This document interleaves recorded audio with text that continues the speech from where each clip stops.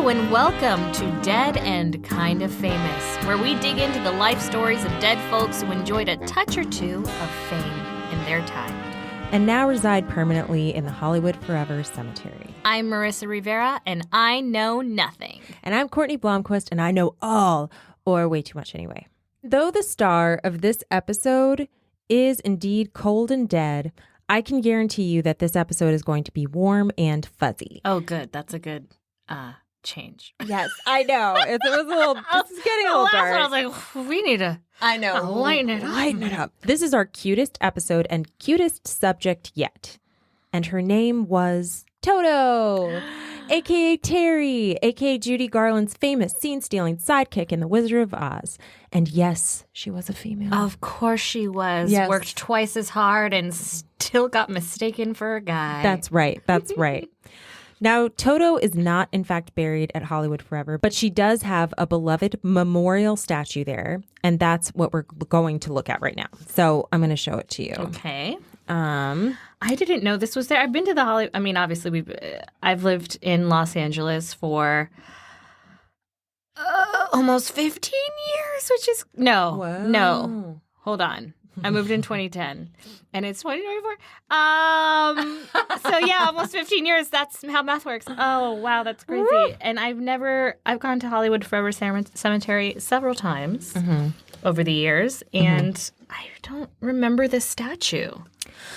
It is there. I'll show you the picture right now. I also have a very bad memory, though, well, which is part of why I don't know anything, because nothing sticks.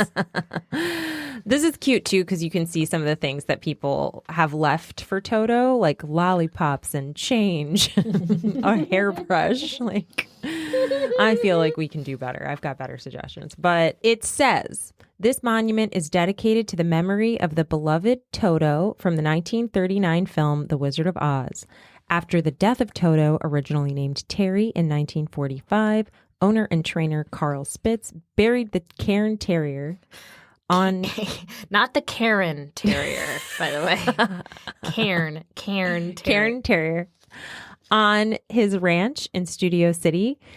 The 1958 construction of the Ventura Freeway destroyed her resting place. I know. How dare they? I know.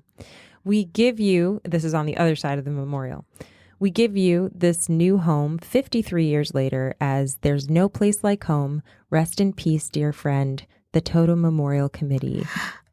I know. And it was... There's an entire committee. I know. They did it in 2011, June 18th, 2011. Oh, this is sweet and warm and fuzzy. It's really, really cute. It's adorable. And it says in memory of Toto on the front. And people tie little scarves around her neck. It's so cute. There's a little cute puppy on top that looks just like Toto. Oh, my goodness. It's very, very sweet. Very sweet. Oh, you know, I'm an idiot. I could have just clicked on this picture. I hate myself. Anyway. Wow. We know technology so well. Good thing we're doing a podcast. Okay. So go ahead, Marissa, and guess Toto's obituary, even though I'm well aware that you know who she is.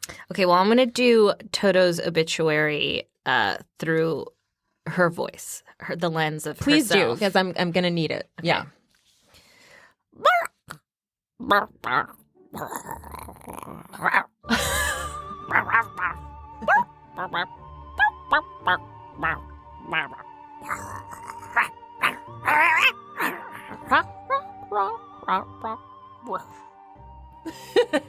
That was actually just Toto's rendition of Somewhere Over the Rainbow, which she has memorized, of course. Oh my goodness. Well, that was perfect. Loved it. Also, I just want you to know, well, you'll see. You'll see. So let's just get into the real story. Let's get into it. So the main source that I used for the story is a book called I, Toto by Willard Caroll. I like that font. I know. It's cute. You can definitely look through. It's so, so cute. It's the stupidest, cutest book. So cute. I mean, like, it's not stupid. It's just stupid cute. So by Willard Caroll. And to be honest, I don't know how much of this story Caroll wrote and how much he found. I say this because the book starts with its origin story, and that story is this. In 1993, Willard Caroll was visiting the bulldozed site of Carl Spitz's Hollywood dog training school in the San Fernando Valley. The area was being entirely overturned to make way for a wider freeway, and many did not even know that it used to be the site of a famed canine school. But Caroll had just been paying a visit to Alice Spitz, the surviving wife of famed dog trainer Carl Spitz, in an effort to learn more about Toto. And it was she who had told him of the original location of her husband's school, 1235. I don't know, how do you say this number? 12350. Yeah. 12350 Riverside Drive. And also had let him know that this had been the site of Toto's burial. And by complete happenstance, Caroll arrived on the site, nudged at some dirt with his shoe, and hit something solid, a 9x9 square box. Stop it. I know. And in that box was an autobiographical scrapbook that told the life story of Toto, whose name was actually Terry. A diehard Wizard of Oz fan since his childhood, Caroll had arrived here with the intention of getting a better sense of Terry's life. And now he had become the man who had stumbled upon her life story, which is amazing. It truly is. That's so wild. Yeah. That said, I wonder how much of the book was written when Caroll discovered it. It's written in first person from Toto's perspective. So you truly... Stop I know. It's it. so She handed me the book, guys, but I did not open it because I don't want you I don't want it to any be spoiled. spoilers. Yeah. Yes. Oh my God, you're kidding. It's okay. so cute. You're going to have to come up with a voice that's like a words voice for Toto. Okay. Just so you know. You got it. Yeah.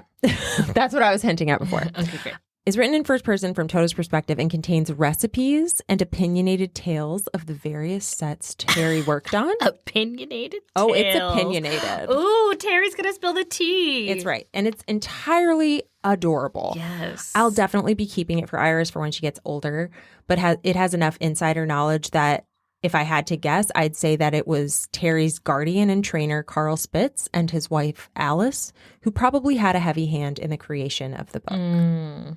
But that's just my own hunch. So all that said, let's go ahead and get into it. Let's go. Terry was a scruffy Cairn Terrier who became the star we all know and adore as her most notable role, Toto. She is, without a doubt, one of the most famous dogs of all time. Yeah, it's truly like her and Lassie. Yeah. Yeah. And like the dogs and cat from Homeward Bound. In that order. Speaking of other famous dogs, if you're wondering what it takes to become a bark Gable in this town, I know. Oh, can't wait for all the dog puns. Yes. Know that Terry had many things going for her from the get. For starters, she was born in the right place at the right time. Born in 1933, she was smack dab in the middle of the golden age of canine film stars. Wow. This adorable moment of furry star power largely began with the discovery of Rin Tin Tin, who found stardom with the film Man from Hell's River and went on to star in 26 other films. 26. This dog has worked more than me. Before his death. As the story goes, it was in 1918 that the German Shepherd pup was rescued along with his mother and siblings from a World War I battlefield by an American soldier named Lee Duncan.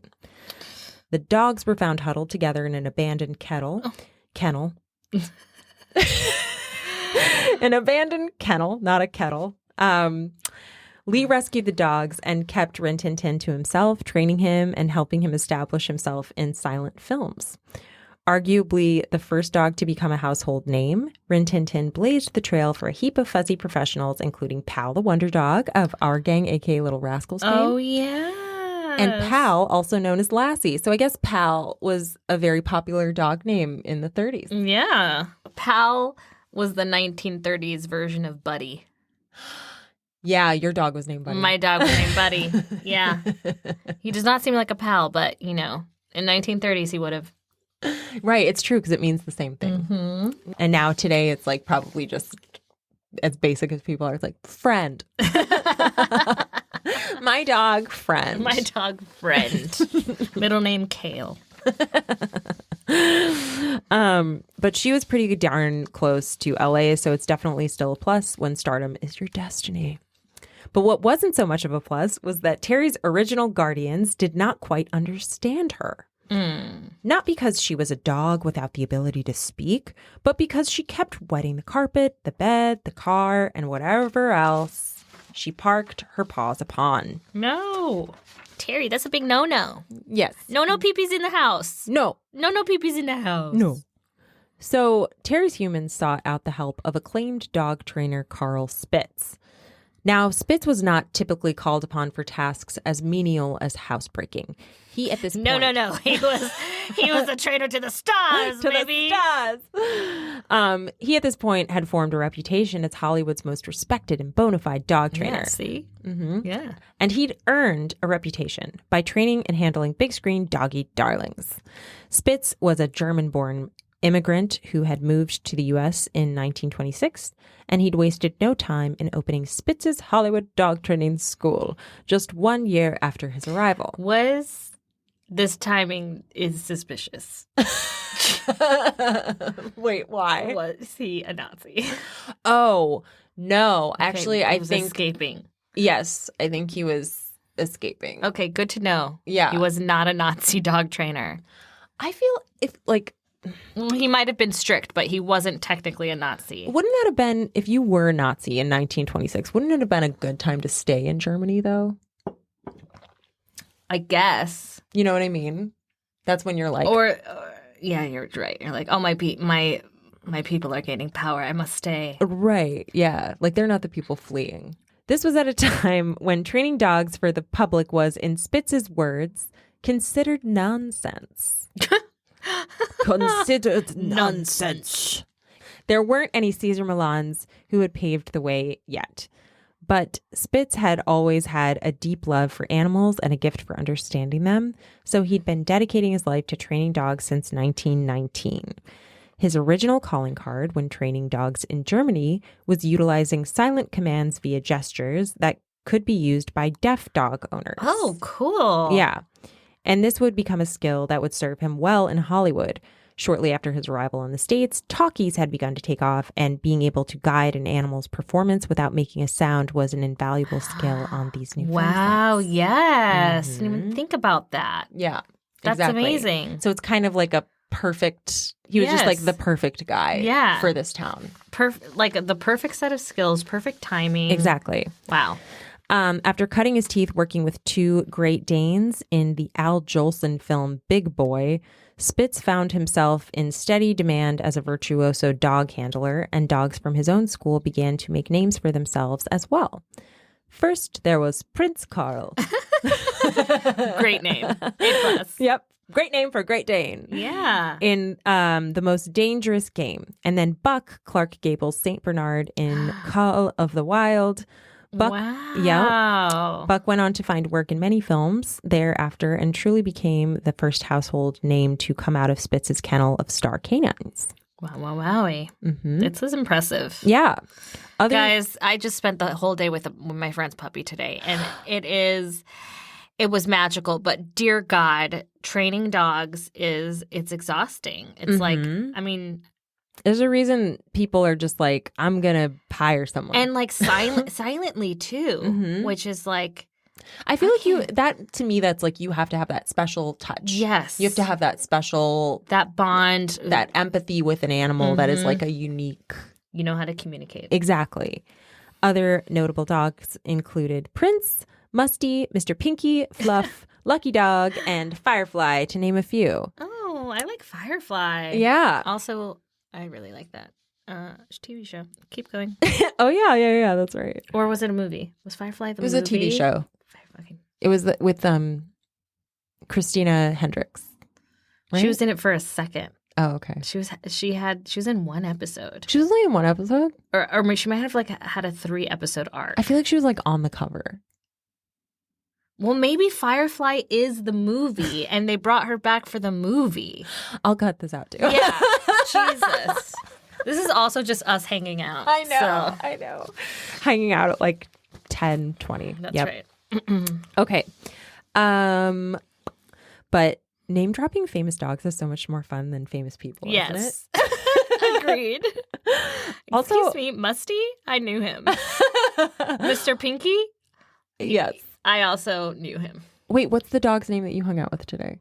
Her name is Lila. Lila. Oh, that's so sweet. Lila Joe. Lila Joe. So Oh, sweet. so sweet. I forgot that you hung out with the dog. I mean, like, I didn't put it together that you just hung out with the dog. Yes, and then we're this doing is episode. this is the doggy day. I love This it. is the best day. I love it. But Terry, who was by far the smallest dog at Spitz's academy, would go on to make the biggest impression. Though she arrived as a timid carpet wetter, Spitz had patience and a way with a little dog that allowed her to truly find her light. Must mean she was anxious. I know. The way it's described in the book, and remember, it's written first person from Terry herself, so you need to do a dog voice, Marissa. Okay. Or whatever that is as follows.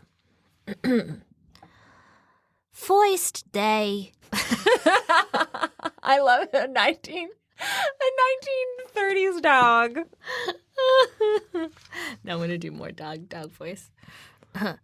First day, first hour.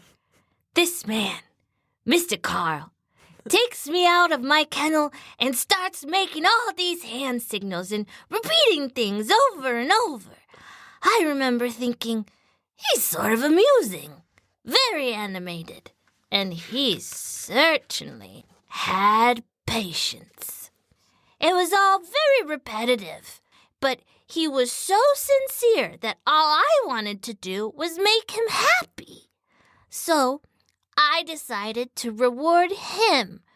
2 days later, I'm rolling around, lying on my back with my paws in the air, playing dead, not my favorite routine, standing up on my hind legs and barking when requested. Wow, that was so good. Oh my God, I love that you just like right out of the gate, just you've been waiting for this role. This is mine. This role is mine. I am to play Toto. Somebody make this movie where Bio. where a 30-something woman plays a tiny dog.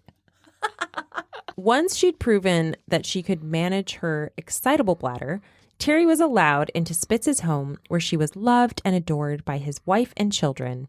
And it's good that this was the case because in the midst of all this, the humans who had dropped Terry off for housebreaking, who Terry herself refers to in the book as the Screamers from Pasadena. The Screamers from Pasadena. It's never going to get old. Hadn't paid rent on Terry's boarding. Those stupid screamers. Oh my God, the stupid Screamers. So all of a sudden, the Spitzes had a family dog. That's great. Yeah. That's great. And despite her ability to learn routines, no one was putting pressure on Terry to become a star like the other dogs at the academy. She was just the family dog who enjoyed eating the delicious cheddar biscuits that Mrs. Spitz made whenever she was allowed. Ah, cute. Yes. And there's a cheddar biscuits recipe in the book. Stop it. We might have to post that in the notes. I mean, I think so. I think so. It's so cute. This book, you guys, Toto, is so cute. Everything changed when Clarke Gable came around with famed columnist Hedda Hopper for a photo op publicity stunt with his co-star in Call of the Wild Buck, the St. Bernard. Gable played with Buck and rubbed his belly, and all the while photos were snapped of the meeting. And then, just as soon as he'd arrived, Clarke Gable was leaving. Bye. But Terry was offended that Clarke would leave without meeting her first. This is such a Trudy move. It truly is. Marissa's dog, yes. So she howled and made a big fuss from inside her little kennel. And she was loud enough to draw Gable, Hopper, and Mr. Caroll over to her.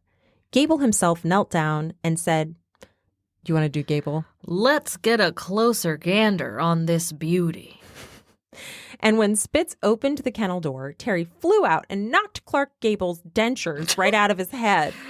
Damn. Oh, wait. So he was old here. So hold on. No, he wasn't? No. He had full dentures? I mean, or were they like I don't know. flippers I don't or know. something? I don't know. There was some kind of denture. Yeah, he was in his prime. You know, like, if he had like a publicity team following him around for a movie, he was in his prime. He had fucking fake teeth. I know, isn't that crazy? I mean, no. I know. Not really. I mean, I found that shocking as well. People are like, Hollywood beauty standards have gotten crazy. And it's like, this has been going on since the dawn of Hollywood. Because they just couldn't do, what are they called? Veneers. Yeah. So now it's veneers. Now veneers. They literally shave your teeth down. Into nubbins. Into little scary ass nubbins. It's crazy. It's crazy looking. And then they stick porcelain. They stick the stuff that toilet bowls are made out of into your head. Is it porcelain veneers? I think so. Yes. Yeah, I mean, that's another thing we don't know about is porcelain veneers. I feel like, I mean... I still have my own teeth. I do too. And I think that, the grinding down part for me. It is wild. I'm like, do they put you to sleep for that? Because they all of your teeth, well, I guess it's the teeth that in the front, but like that, how long does it take? Absolute torture. It sounds like you're paying all this money to have somebody... torture you. Truly torture you. Yeah. It's like that when you... And for what? To have a toilet mouth. To have a stupid toilet mouth. Now to have that bright, beautiful Hollywood smile. I mean, I've heard of a potty mouth, but my goodness. My God. Anyways, Clarke Gable had a potty mouth. Yep. So Terry flew out and knocked Clarke Gable's dentures right out of his head. Everyone crawled around until they were found. And after Clarke had discreetly popped them back in. You didn't wash. Jesus Christ. I have Invisalign, and let me tell you, like, those things, after I eat, after they come out of my head for any reason, they are washed, brushed. My teeth are brushed and flossed and like rinsed, and Jesus Christ, he lost his teeth in a kennel and was like, "Whoa, so embarrassing." Gosh, can we see without my fucking doggy doo-doo dentures? Gross. I'm so grossed out by Clarke Gable. This is Hollywood heartthrob. Wow. Clarke Gable. This is some tea. Already she's spilling the tea. I know. Terry. She's spilling the pee and she's spilling the tea. That was so dumb. Keeping it. Absolutely. Okay, so everyone crawled around until they were found, and after Clarke had discreetly popped them back in, he said, "Lesson for the day, take care of your teeth." Because I guess he probably, dipped or something. Yeah. Jesus Christ. And that was Terry's first time meeting a Hollywood star, in human form at least. And because she'd made an impression with him, Spitz started to have a hunch that Terry might be able to make an impression with others in Hollywood. So he started taking her out on auditions. Oh, wow. Yes. I guess dogs also have to audition. It can't just be a looks thing. No. They have to have the skills to back it up. No, Unlike many of their human counterparts. God. I should know. I'm all face. Yeah. I feel like the amount of times, natural teeth and no talent. The amount of times Marissa has been like, and my scene partner in this audition was, well, they were green. It's like, so it's just like your most, it's like your most shady compliment, or not compliment. It's like your most shady, but nice girl, like they sucked, Well, listen, we were all green. I was green, and I fucking sucked all the time at auditions when I first. So you're like here. they temporarily suck. That's like you're right. Oh okay. yeah, that's why you say they're green, because they can. You can't say they suck, can graduate to another color. It's like there's room for like growth. Karate. Yeah, which belt? Okay. So one day, Spitz and Terry showed up on the Fox lot and were led into a room with a bunch of little terriers that looked exactly like her. Marissa, I know that feeling. Yes. I know that feeling. You walk into a room and it's a bunch of bitches with your same haircut. It's wild. You feel like you're in a mannequin factory. Yeah, it's wild. But they were no match for Terry, and she was not impressed. In her recollection in Toto, Terry says, "What a rowdy bunch. yapping and scratching and squealing and growling and emitting these foul smells. One little cur produced a series of high notes which would have made Kate Smith envious. I lay down and put my paws over my ears, and then, as if the sound emanating from Her Highness with the tonsils wasn't excruciating enough, one mangy candidate scurried over to the middle of that room and, well, right there on the rug. And we're not talking wee-wee, okay? I added the okay. And we're not talking wee-wee. As if that wasn't enough, the little guy stepped in it and left tracks everywhere. I closed my eyes and shook my head. Amateurs. Why do I feel like this voice is Cindy Lauper?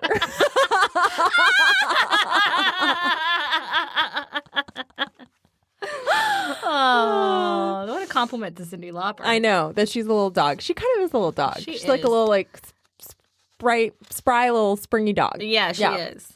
She's a Cairn Terrier. Yep. Eventually, Terry pulled out all the stops for a room of burly Hollywood bigwigs. She played dead, she barked on command, she leapt over her leash, but they still weren't sure.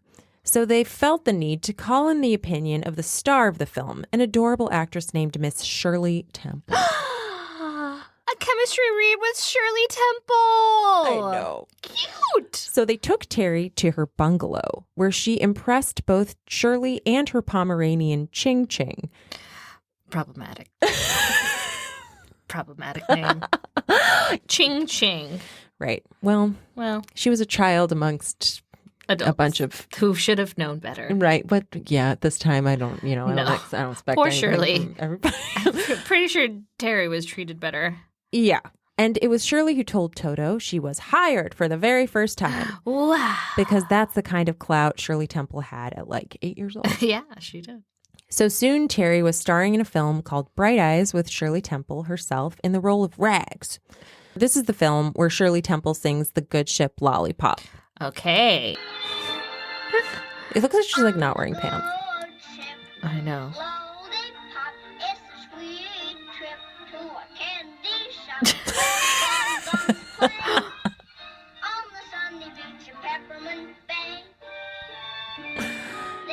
All right. But there's like another clip where she has Toto, but you can't. Anyway. Cute. Very cute. Okay.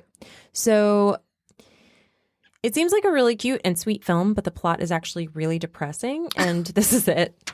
Having lost her father to a plane crash, 5-year-old Shirley Temple, and her mother, Mary, Lois Wilson, live with the Smith family, for whom Mary serves as a domestic. With the exception of Uncle Ned, Charles Sellon, the Smiths don't much care for Shirley, and she greatly prefers spending time with her godfather, pilot James Merritt, James Dunn. When Mary is killed in a car accident... Jesus Christ. I know. She loses both of her parents. The distraught Shirley becomes the object of a bitter custody battle between James and Ned. The 30s, am I right? Depression era begets depressing plots. That's right. Like, what the fuck? What was And then they're like, that? let's sing The Good Ship Lollipop. I mean, I guess you'd have to in a movie like that. Jesus. Yeah, horrible. But Terry was a delight in it. Terry was a delight. Very quickly, Terry found regular work. She went on to star in a Paramount picture called Ready for Love, and then the United Artists film Dark Angel with Merle Oberon. And it was on this set that Terry discovered how much she disliked working with wind machines. Nobody does. Let me tell you. Let me tell you that little known secret in Hollywood. Nobody likes wind machines. I mean, why would you? No. It's kind of outside right now. Kind of feels like a wind machine. Outside, okay, it's crazy. We're having Santa Ana winds right now, and it is insane. And I sound a little bit stuffed up because I can't. Like pollen was everywhere, and then the wind happened, and now I feel like I'm getting sick, but I know I'm not getting sick. It's just the wind. The wind made me ill today. So I get it. I'm with you, Terry, on this one. I feel like, yeah, people in like cold weather places are like, this is the kind of thing people in Los Angeles talk about. This is what they complain about? The wind? About really? The winds. Oh my God. And people from like the Windy City are like, fuck off. Yeah, pretty much. But soon after Dark Angel, Terry found her way to working with yet another huge human star. I mean, he was like a normal sized star. He was a star. He was a big star. He was a big star. Right. Normal sized person, but it's a big star. Right. Mr. Spencer Tracy. The film was called Fury, and it was filmed in 1936. And the plot of Fury was this. An innocent man narrowly escapes being burned to death by a lynch mob and seeks revenge. Like, wow. I mean, jeez. Okay. Yep, the Depression again. I guess they were just like, yep, things. To me, I feel like the audience was like, yeah, this is what resonates right now. Art resonates. The art, what is it? Imitates life. Yeah. Art imitates life, which is like truly horrifying. Yeah. But in a little foreshadowing to the pinnacle of Terry's career, she played a dog named Rainbow, who gets taken in from the rain by Spencer Tracy's character. That's really cute. I know. It's such a sweet, shining moment in such a dark, weird film. Yeah. After that, Terry went on to work with legendary filmmaker Cecil B. DeMille in a Paramount film called The Buccaneer. She was truly becoming a dog who had worked with all the greats. And then at this point in the book, there's this hilariously drawn out section about working on a B movie called Barefoot Boy on what was known as Poverty Row. It is a true Hollywood bitch fest that is definitely coming from Carl Spitz and being funneled into the voice of the little female dog so that he could be as freely bitchy as he wanted to be. And it is hilarious. Oh my God. Wait, time out. What is Poverty Row? It was like, pretty much it's like a term of saying Poverty Row is a slang term used to refer to. Okay. Poverty Row is a slang term used to refer to Hollywood films produced from the 1920s to the 1950s by small and mostly short-lived B-movie studios. Got it. Sheesh. Yeah. So that's like an inside term from the okay. 1930s. Okay. So this is the bitch fest. Great. The only refreshing thing was that there weren't the customary 3 suits at the audition. Seems they could only afford 1 suit. And what a suit that guy wore! It didn't look like it had been pressed since Buck was a pup, and to top it off, he wore the same one every day. If you ask me, he's the one who needed the flea bath, nail and trim. Well, I'll stop there. Oh, but just real quick, what she's saying, I'll stop there. It's because in the book it keeps saying that like for every movie, it's like she had to get a flea bath, a nail trim, and an enema. So that's what she's like, I'll stop there. Oh my gosh. Poor thing. Come to find out, though, that Mr. Taddy ran the studio. Anyway, they were so cheap at Monogram that they didn't even bother to come up with a name for my character. Call it Terry, the studio boss said. That's its name, ain't it? I gave him a very mean look that warned, watch who you're calling it, buddy. That schlub worked us so hard, hour after hour with no breaks just to get the film in the can. They even used one of those rusty cans to put my grub in. Boy, did I miss Shirley and Fox and Paramount. Oh, I love it. She's like, excuse me, do you know who I am? Do you know? Spitz, Terry, goes on to say that the frumpy studio boss got to the point that he was yelling for everyone to pick up the pace and that they needed to finish the movie by Saturday or you're all through. I'm serious. And that was when, again, according to the dog that narrates this book in first person, and not Carl Spitz, Spitz lost his mind on this man and said, if you're so serious. Oh, sorry. Marissa, you know what? Why don't you do it? Okay. German Spitz. German. Mm-hmm. I can't do a German accent. How do you do it? You, hold on, let me think. If you're so if you're so It's sounding Russian. yeah, you're so okay. If you're not serious, why are you wearing that suit? That's what it is. So serious. Why are you wearing that suit? And I can't. That's terrible. If you're that's Russian too. Everything reverts back to Russian. I can't. That's exactly. I can't do German. It ends up either Russian or English. I don't know how. Yeah. You're wearing that suit. I don't know. If you're so serious, then why are you wearing that suit? That's what he said. Okay. And well, let's say, if you're so serious, then why are you wearing that suit? Heavens! What a zinger! What a true burn! Really hated that suit. Yep. And so for the first time, Terry was fired from a job. Wow. But it was immediately after this icky and exhausting experience that Terry's big break and iconic faded role fell into her little lapdog lap. Because while Carl and Terry were being pushed around on that subpar set, MGM had called. They called, baby. They called, and they were drooling over Terry for their upcoming feature. Practically panting at the thought. That's right. Terry. So the day after being fired, Terry and Carl booked it over to MGM and headed right into the office of the head of production, Mervyn Leroy, without having to make it past any suits at all. What a great day. Yep. Terry was becoming a big deal.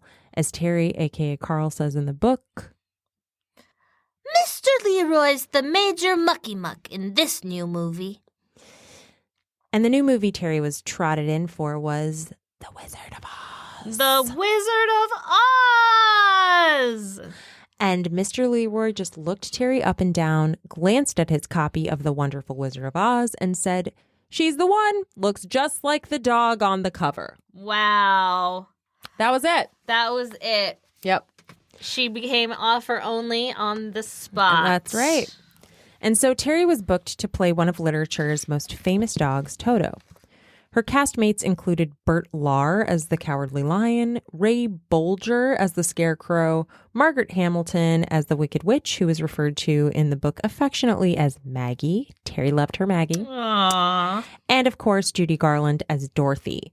Contrary to her character in the film, Maggie Hamilton was a true dog person and befriended Terry right away. But the first time Terry saw her in her green Wicked Witch makeup, she had an accident. So I guess the makeup achieved its frightening effect. Wow. Oh, poor thing, poor Terry. No, she's like, what happened? My friend, where did she go? Now, in the beginning, Buddy Ebsen was cast as the Tin Man. But after an allergic reaction to the aluminum powder that was applied to his face, the role went to Jack Haley.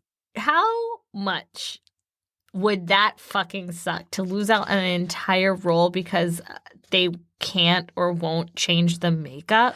Well, I mean, just because it's like you're getting hives and they're like, sorry, we got to keep shooting. Bye. Yeah. Wild. Jesus. Sorry, you're not that also important. like it's something that like they caused, you know? Yeah. Oh yeah. I do feel like this time period was very like, just keep it moving. Like, you don't matter, whatever. Right. No unions yet. Yeah. No. Well, no, I think it was all contract players. Yeah, it's all contract players. At that point in time, they switched to a paste instead of a powder to avoid the same problem. And when I looked up these actors, I did not realize that Buddy Ebsen was the actor who played Jed Clampett on the Beverly Hillbillies and Doc Golightly in Breakfast at Tiffany's. Oh, wow. Are you familiar with either of those references? Yes, I am. Okay. I am actually. That's good. Because we talked about Breakfast. So he went on to be fine. Oh yeah, he was like a huge. Yeah, he was fine. He was in one of those people who's just in everything. Was that the guy who got replaced or the guy? Yeah, he was the guy who got replaced. Yeah, so he was like, okay, bye. Yeah, and then kept it moving. And if that isn't a lesson to all of us actors and just everyone in this industry, like you can get replaced, but just fucking you gotta Keep it moving. Keep it moving. That's right. Also, The Wizard of Oz was Terry's first film in Technicolor. Before that, she'd only been filmed in black and white. Do you know when I first saw Wizard of Oz for the first time? I was living in Puerto Rico with my family, and we went to the one Blockbuster and rented Wizard of Oz, and I put it in our VHS player because it was a VHS, and it started playing in black and white, and I was like, we got the wrong one. I was like, oh no, we gotta go back. We got the wrong one. I was so annoyed. I was like, oh, I was so upset. And then, and my mom was like, just keep watching it. It gets better. It'll fix itself. Yeah, it gets better. Yeah, it's just a little glitch in the beginning. Yeah. That's so funny. And also, it was Terry's biggest and most important character yet. Not just because of the hype and prestige, as she says of the film in I, Toto. It's all about me! I have the closest relationship to anyone to Dorothy. I'm why she runs away from home, and why she does all sorts of things to save me from something called the Wicked Witch. I'm in almost every scene in the Blessed Picture. Perfect. But as many accounts from other actors and extras can confirm, working on Oz was tough and full of pitfalls.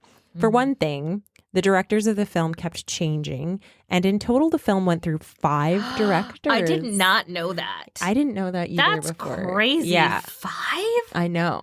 Jeez. There was Norman, I can't pronounce his Spell name. it. Taurog. So I'm going to say Norman Taurog. Taurog? Yeah, Taurog sounds better. Norman Taurog, who largely worked on the film during pre-production and early Technicolor tests. And after he got pulled away to work on The Adventures of Tom Sawyer, he was replaced by Richard Thorpe. Thorpe lasted a couple of weeks only, and apparently no one was happy with him the whole time. In I, Toto, Terry says, a lot of whispering and many late-night meetings. Rumors were flying. It's truly such a perfect voice. I can't get over it. And then Thorpe was replaced by George Cukor, who was never really hired to direct, but rather to consult. It was Cukor who made lasting choices about Dorothy's appearance. She was originally desired to be blonde, according to Terry. In her new Cukor-approved Dorothy getup, Judy looked a bit different. Good different, but different. Her hair was styled and more becomingly, and her gingham apron was better tailored. Actually, she looked darn perfect. I want to be Terry's friend if that's how she talks. She looks different. It was good. It was good. I love it. She tried out a new look, and you know what? She slayed. Yeah. It was head and tails above everything. Then came Victor Fleming, who is actually credited as the film's director and responsible for the majority of actual directing that can be seen in the final film. Then he left to replace Cukor once again on Gone with the Wind. Jeez. The remainder... So always cleaning up Cukor's messes. That's right. I guess he was only a consultant or whatever. He he just ended up doing more than I think he was supposed to. Or had agreed to. Overpaid, overworked and underpaid. That's right. Unfortunately. We're all familiar. Yeah. Still an issue. Still an issue. Still a Hollywood practice there. Yes. Exploitation. We love it. We hate it. The remainder of the scenes, which were just the sepia-tinted Kansas scenes, were directed by King Vidor. That's like Vidor. King Vidor. And it's just King. I guess that's his first name. His first name is King. Yeah. It's also said that Mervyn Leroy, the film's producer, also did some uncredited directing. So everyone had their hands in the sheesh. Yeah. But I could see being completely okay with having a completely different director for the Kansas scenes. It's a whole other vision. It's a whole other world. So I agree with that. Yeah. That that was cool. Yeah. Yeah, absolutely. But Terry was such a true professional and rolled with the punches until she had a very unfortunate run-in with a Winky. The Winkies were the Wicked Witch of the West's guards, and they kind of looked like the witch and a royal guard from Buckingham Palace had a baby. Do you remember them? I'll find it. Hold on. Oh my God. I know. They're horrifying. That's truly horrifying. Scary. Yeah. So like a furry. Oh my God, poor Terry. And then so this is her account of when she bumped into this. Yes, the Winkies were the creature. Right. So according to Terry herself of the incident. One day we were shooting and there were dozens of these costumed horrors marching around looking menacing. And this lumbering brute, who never watched where he was going, marched right past me and stomped on my paw. Now, that Winky liked his grub, and he must have weighed about 1,000 pounds. When he stepped on my foot, I squealed. Squealed! And due to her injury, Terry was sent home. Apparently, Judy Garland herself told MGM bigwig Louis B. Mayer in no uncertain terms that Terry needed a rest. And it seems like Terry needed someone in her corner because MGM had not been all that understanding about injuries during the filming of Oz. Mm-hmm. Maggie Hamilton, the Wicked Witch of the West, and her stunt double caught on fire and had been expected to return to set the next day. What? And they were furious when the original Tin Man was hospitalized after inhaling the aluminum in his face paint and promptly replaced him. So that's what happened. It was like his lungs. And they were like, you idiot. Why did you breathe while you were having your makeup put on? Oh my God. Yeah. I thought he was having it was like a total body inside and out reaction. Yeah. They fucking almost killed him. Yeah. And then they're like, what is wrong with you? You're fired. Fired. Ridiculous. But for Terry, MGM gave her and her little trampled paw a rest. And at first, Terry enjoyed the rest. But apparently she was worried that MGM might also replace her because she apparently jumped on Mr. Carl Spitz's bed and barked until he said, I get it. You're ready to go back to work.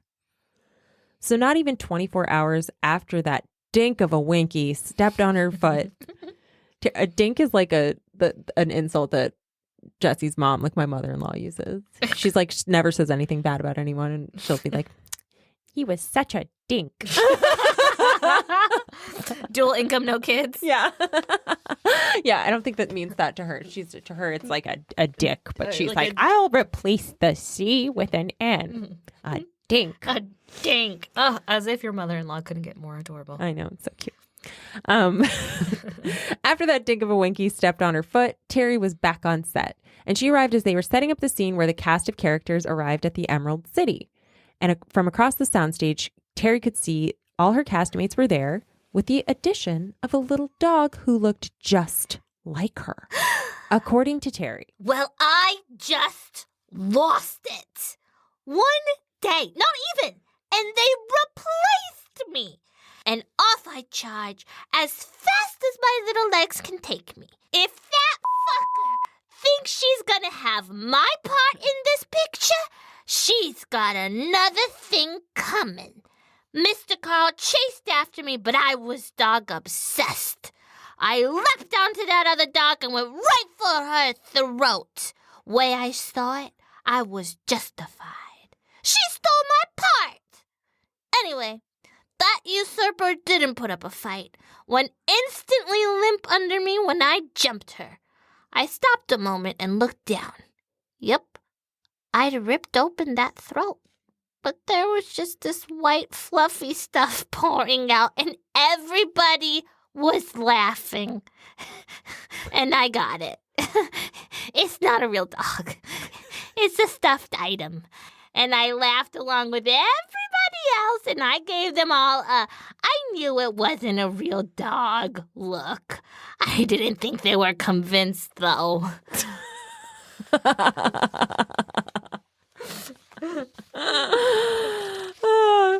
Things went pretty well for Terry with the exception of the filming of the Kansas scenes. King Vidor had taken over direction at that point, and the first thing they filmed was The Twister, which required 8 wind machines. Terry hated wind machines because they were scary, and she was just a tiny dog. In her words, I was blown away halfway to Sunday and back again and again and again. But luckily, the next day of filming was the Somewhere Over the Rainbow scene. Terry had been trained by Mr. Caroll to sit very still on a piece of cold farm equipment as Judy sang, which Terry did with flying colors. Likely because it's kind of a treat to be serenaded by Judy Garland. Goodness gracious, yes. And Terry even lifted her little injured paw on cue during the scene. What a pro! Apparently, in the take they used in the movie, you can see Terry glance over at Mr. Caroll, anticipating her paw lift, which she, of course, found mortifying. She says, You give these movies your all and they select the worst takes. I get it, Terry. I get it. After a heartwarming wrap party where Judy hugged Terry and cried, and an exciting film premiere, Terry was hoping for a vacation. But MGM called again. They had booked Terry on 2 more films already. Wow. She appeared in one scene of a film called The Women, in which everyone was a female, including the animals. The film starred human stars like Norma Shearer, Joan Crawford, and Rosalind Russell, and the animals besides Terry included female monkeys named Stupid, Dizzy, and Featherbrain, who appeared in dresses in the style of their co-stars. Wow. I have never heard of this movie, but I am so mad at the names of these monkeys. How disrespectful. How rude. How fucking rude. Rude. I mean, truly. Especially because they're supposed to be the women. Yeah, it's supposed to be like, it feels like this progressive theme for the time. And then they're like, the monkeys are named Stupid, Dizzy, and Featherbrain. Like, what an ass. Yikes. I mean, honestly, though, like they were, she's saying that they were the female monkeys on set. That was probably their real names, unfortunately. Like, I don't think the film named them that. Aww. So a man named them that. It's not the women's fault. Jesus. Next came a film called Bad Little Angel, which was all about an orphan girl and her dog. And Terry was that dog. Bad Little Angel. Yeah. The film starred Virginia Wiedler as Patsy, and Terry's character was named Rags. Again, just like the character she played alongside Shirley Temple in Bright Eyes. I'm telling you, people were so uncreative with dog names back then. They were. Pal and Rags. Yeah, they were the only names that they could think of, apparently. But at least her character wasn't named Stupid. Oh, my God. Poor monkey. Those poor monkeys. But speaking of names, it seems that after The Wizard of Oz, everyone just started calling Terry Toto. So much so that she stopped responding to Terry altogether. Oh, wow. Yeah. Caroll had to go with the flow and started calling her Toto. She truly embodied the role. Mm-hmm. She... a true actress. Yes. She's like, I'm Toto forever. I've never left the set of The Wizard of Oz. And the parts kept being tossed Toto's way. She played a dog named McTavish in a Warner... McTavish. That's a fun name. It is fun. In a Warner Brothers film called Calling Philo Vance. Next, she was in a United Artists film called Twin Beds with her good friend Maggie, a.k.a. the Wicked Witch. Aww. Yeah. Yay, reunited. Maggie was playing a maid in the film. After an appearance tour for an adoring public with fellow famed pooches Buck and Mr. Banky, Toto performed in her last film, Easy to Look At. And you know what? Toto is. She's easy to look at. She's real easy to look at. She is. Yep. She's a cutie pie. Cutie. And then she lived out her days with the Spitz family, where she was absolutely loved and cherished. As Toto says herself at the end of I, Toto, I have what most movie stars don't. A happy home life. I love my home and the people who care for me. And they do care for me. And I for them. And no, it's not just because they feed me. Although that's a nice bonus.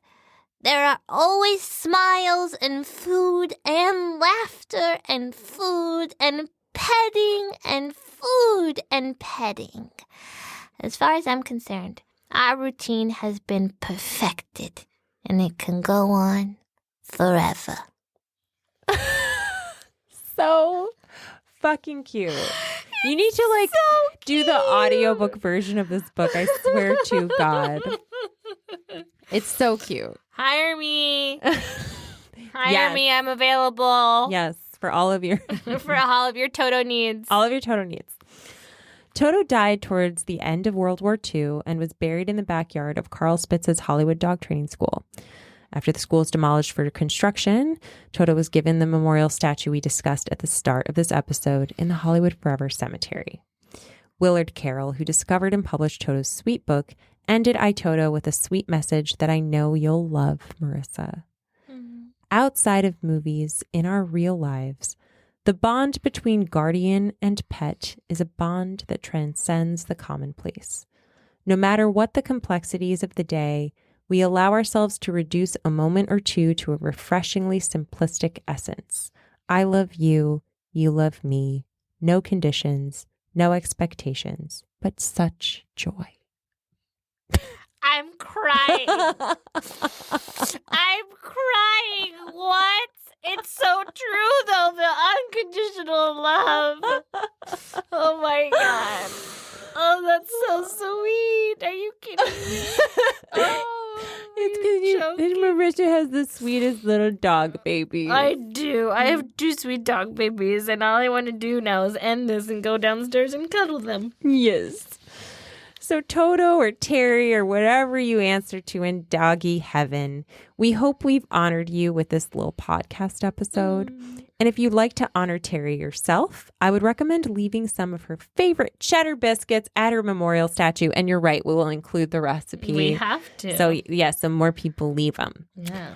All right. So what did you think? Oh my gosh, this was so sweet. What a sweet, sweet episode. I loved it. Yes. I learned more. I guess I don't know a lot about the making of The Wizard of Oz. So that was fun to learn more about that. The allergic reaction thing was crazy. Yeah. Oh my God. Yeah. Oh my God. They almost killed that man. I know.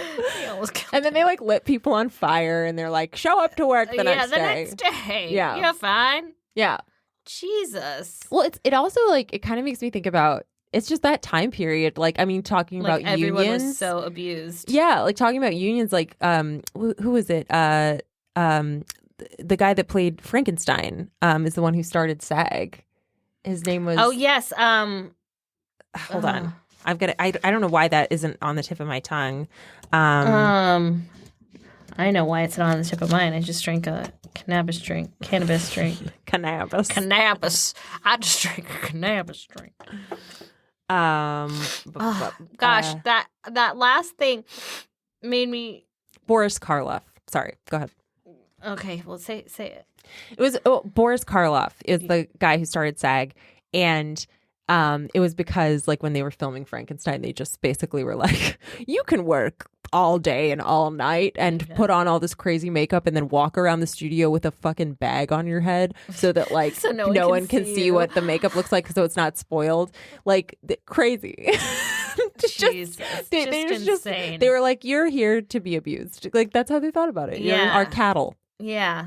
And you know, that's how they treated people. So I mean, it seems like Terry was treated very well because she was much less replaceable than all the people. It's true. She really was. Yeah, she's like. I mean, they literally had to replace her with a stuffed animal. So, my God, she really did have the fucking life. She did. When people are like, what kind of famous do you want to be? I want to say I want to be Toto famous. Famous. I want to be Toto the dog famous. I want to be able. I want roles given to me. I don't want to have to audition. Mm-hmm. I want so much respect. The knowledge that I can't ever be replaced. Mm-hmm. I want to live on a giant ranch with my family. Have a happy home life. Have a happy home life and star in 26. No, that was the other dog. 26 films.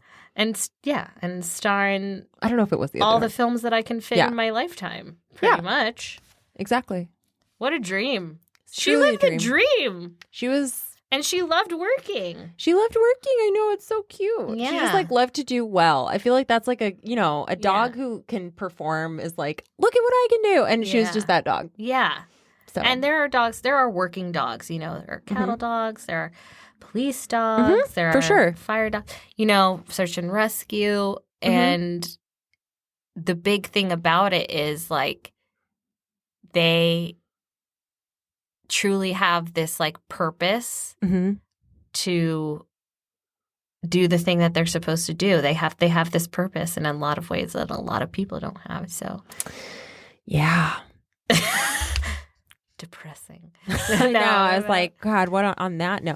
But no, I agree. And I think that it's you always have, I feel like, sadness about when you talk about like, oh, dogs, they have such short lives. And like, I know a lot of people feel that way about pets, but I know it's like my dog's 3 and I think about constantly how I have to somehow live without her at some point. Yeah, I mean, it's awful. It's awful, but I feel like you do such a good job with your dogs of like making sure they're happy and loved and cherished. Yeah, they're spoiled rotten. And I think they're not as they have the home life of Toto. They don't have the God. If they could do I tried to do an audition tape with them like last week, and it was so hard. It was so hard. I didn't get a call back, and I think it's their fault. I just know that in my childhood, we had to do like it was like middle school. We had to do Romeo and Juliet, scene of some kind. Okay. Filmed in a unique way. And so I did Romeo and Juliet with dogs, and then just like talked behind the camera while the dog was just like in the camera shot, tied to a tree. And my dog was like so like badly behaved all the time that she was just like whining and being like, and she hated it. And so that I had to spread peanut butter on the tree trunk to get her to stay in the frame. But then she was just like, it's me talking and her licking a tree. I need to see this project. My God. Oh, it's so bad, but so good. It's great. It's somewhere. Anyway, well, thank you so much for joining us for this one, everybody. It was a nice, warm and fuzzy, warm and fuzzy podcast. Thank you for joining us over the rainbow. Yeah, and that's why that's why it's called. It's called when dogs go to heaven. When you lose your pets, it's like they went over the rainbow. Oh, really? I didn't know that. Yeah. Oh, Toto actually went over the rainbow. Toto went over the rainbow. Oh my God. Not gonna have this reaction for any other podcast. Any of the humans. If we've piqued your curiosity, please subscribe on Substack at deadandkindofamous.substack.com. We list each episode there along with photos, newsletters, sources, and more. You can also find us wherever you get your podcasts. Dead and Kind of Famous is written, researched, and produced by Courtney Blomquist. It is co-hosted by Marissa Rivera. We tag team on socials. Jesse Russell and Courtney Blomquist do our editing. Until next time, you might not be famous, but you got a story to tell and you're not dead yet.